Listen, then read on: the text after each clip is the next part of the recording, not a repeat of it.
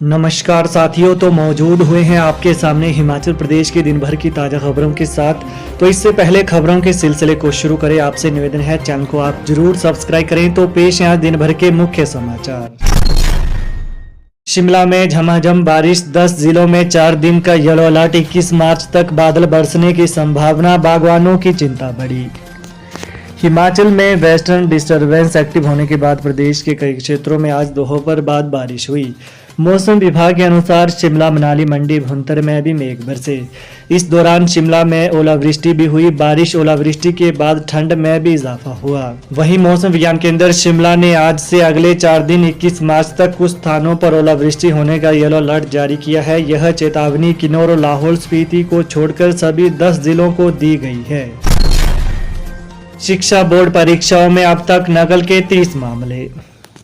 Himachal Pradesh school शिक्षा board की ओर से करवाई जा रही टर्म 2 की 10वीं और 12वीं की परीक्षाओं के दौरान अब तक प्रदेश भर में नकल के 30 मामले सामने आए हैं। बोर्ड के सचिव डॉक्टर विशाल शर्मा ने बताया कि शिक्षा बोर्ड नकल रोकने के लिए गंभीर है। उन्होंने छात्रों से आह्वान किया है कि वे ईमानदारी से परीक्षा दें। वहीं अब तक पकड़े गए नकल के मामलों में रोहडू के एक सरकारी स्कूल में 4 मामले और एक निजी स्कूल में 22 मामले सामने आए हैं।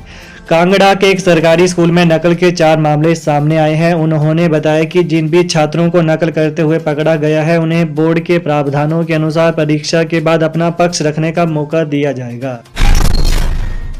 शादी का झांसा देकर महिला से दुष्कर्म, 4 लाख रुपए भी ठगे, अंब कोर्ट के आदेश पर चिंतपूर्णी थाने में एफआईआर।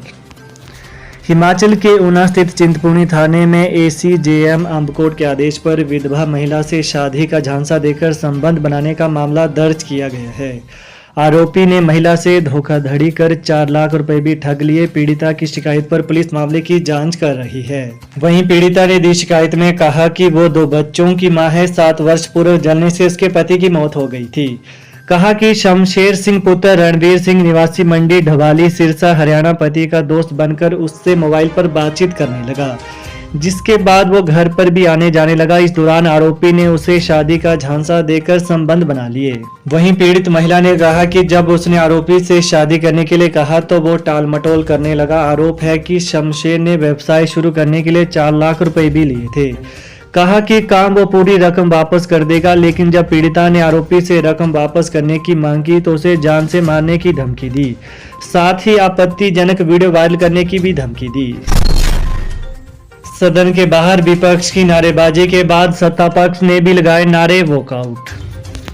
विधानसभा बजट सत्र के तीसरे दिन भी विपक्ष ने जमकर हंगामा किया। सुबह 11 बजे सदन की कार्रवाई शुरू होने से पहले भाजपा विधायक विधानसभा के बाहर धरने पर बैठ गए और संस्थानों को बंद करने के विरोध में प्रदेश सरकार के खिलाफ नारेबाजी की। इसके बाद कांग्रेस के विधायक भी आक्रोश में आ गए और भाजपा के खिलाफ नारेबाजी करने लगे।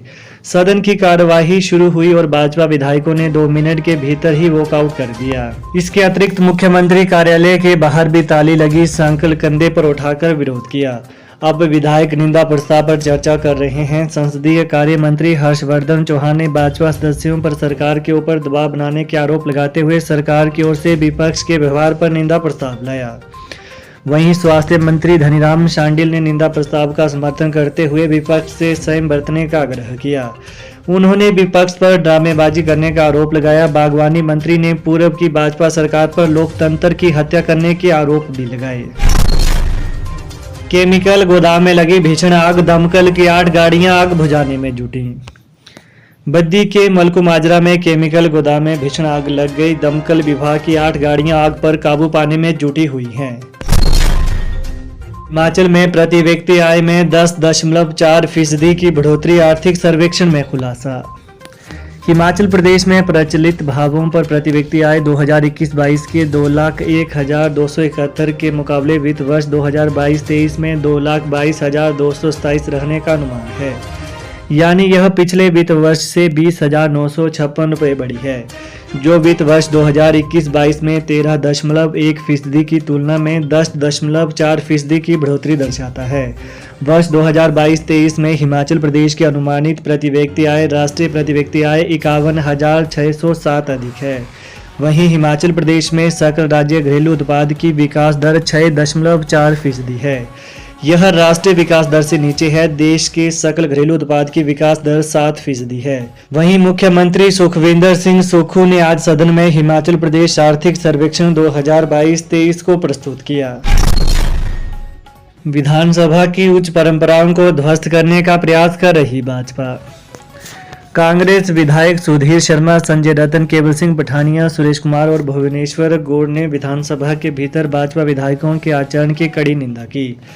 कहा कि भाजपा विधायक विधानसभा की उच्च परंपराओं को ध्वस्त करने का प्रयास कर रहे हैं। भाजपा सत्ता में रहते भी विफल रही और अब विपक्ष का सकारात्मक भूमिका भी नहीं निभा पा रही। वहीं कांग्रेस विधायकों ने आज शिमला से जारी संयुक्त बयान में कहा कि भाजपा विधायकों को विधानसभा के भीतर या बाहर विरोध प्रदर्शन करने का पूरा अधिकार है, लेकिन वे मुख्यमंत्री के कार्यालय में घुसपैठ की कोशिश और सदन की मान मर्यादा को तार तार करना चाह रहे थे। इससे कांग्रेस विधायक दल सहन नहीं करेगा। सोलन में बड़ा हादसा, जंगेशु में 200 मीटर नीचे जा गिरी कार, 3 लोगों की मौत। हिमाचल प्रदेश के सोलन जिले में बड़ा सड़क हादसा हुआ है। एक कार खाई में गिर गई। हादसे में 3 लोगों की मौत हो गई। वहीं पुलिस ने शवों को कब्जे में लेकर जांच शुरू कर दी है। वहीं जानकारी के अनुसार सोलन जिले में कसौली के साथ लगते जंगेशु में एक कार सड़क से 200 मीटर नीचे जा गिरी। हादसे में 3 लोगों की मौत हो गई है। स्थानीय लोगों ने हादसे की सूचना पुलिस को दी। पुलिस मौके पर पहुंचकर हादसे के कारणों का पता लगा रही है। तीनों मृत लोगों के शवों को कब्जे में ले लिया गया है।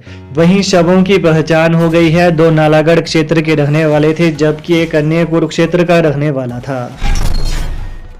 बिजली परियोजनाओं पर सेस लगाने के मामले में हिमाचली युवाओं को मिलेगी छूट। मुख्यमंत्री सुखविंदर सिंह सुक्खू ने कहा कि हिमाचल प्रदेश में जल विद्युत परियोजनाओं पर सेस लगाने के मामले में हिमाचल के युवाओं को छूट दी जाएगी।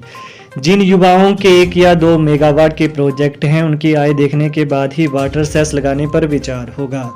उन्हें छूट दी जा सकती है। वहीं उप मुख्यमंत्री मुकेश अग्निहोत्री ने कहा कि सदन में जल विद्युत उत्पादन पर जल उपकर विधेयक 2023 को संशोधित करने का प्रस्ताव सदन के पटल पर रखा। इस पर चर्चा शुरू की गई। अग्निहोत्री ने कहा कि बिजली परियोजनाओं पर वाटर सेस लगाने से हिमाचल प्रदेश की आय में 4000 करोड़ रुपए का इजाफा हो सकता है। विक्रमादित्य सिंह बोले, लोक निर्माण विभाग में एक ठेकेदार को मिलेंगे 2 ही काम। लोक निर्माण विभाग में एक ठेकेदार को 2 ही काम मिलेंगे। आज प्रश्नकाल के दौरान विधायक संजय रतन के सवाल का जवाब देते हुए लोक निर्माण मंत्री विक्रमादित्य सिंह ने कहा कि सरकार ने यह नीतिगत फैसला लिया है। नाबार्ड के तहत ठेकेदारों को नए काम तब तक नहीं दिए जाएंगे जब तक पुराने काम पूरे नहीं हो जाएंगे। विभागीय अधिकारियों को इस बाबत निर्देश दिए गए हैं। वहीं गुणवत्ता को लेकर सरकार पूरी तरह से सजग है। विधायक संजय रतन ने कहा कि प्रधानमंत्री ग्राम सड़क योजना में कई काम समय पर पूरे नहीं हो रहे हैं। प्रदेश में ठेकेदारों का गिरोह काम कर रहा है। बाप और बेटे ठेकेदार बने हैं। ये ठेकेदार कई काम एक साथ लेते हैं, जिससे काम प्रभावित हो रहा है। लोक निर्माण विभाग में अरबों रुपए फंसे हुए हैं। ठेकेदारों ने कई टेंडर लेकर पैसा फंसा दिया है। तो ये हैं आज दिन भर के मुख्य समाचार। तो प्रदेश की ताज़ा खबरों को पाने के लिए चैनल को आप जरूर सब्सक्राइब करें। Thanks for watching. जय हिंद, जय हिमाचल। बंगाल से सिद्धि प्राप्त 64 शक्तियों के माहिर, इमीडिएटली रिजल्ट, बाबा सलीम खान।